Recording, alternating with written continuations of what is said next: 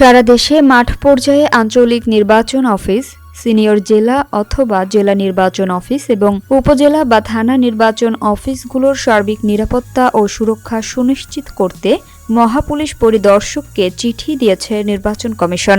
নির্বাচন পরিচালনা ২ অধিশাখার উপসচিব মোহাম্মদ মনির হোসেন এ সংক্রান্ত একটি চিঠি আইজিপিকে পাঠান।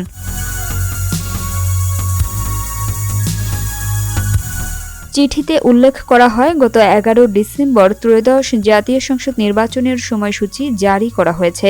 সময়সূচি জারির পর দুর্বৃত্তরা জেলা নির্বাচন অফিস, লক্ষ্মীপুর এবং উপজেলা নির্বাচন অফিস, মঠবাড়িয়া, পিরোজপুরে অগ্নিসংযোগ করেছে।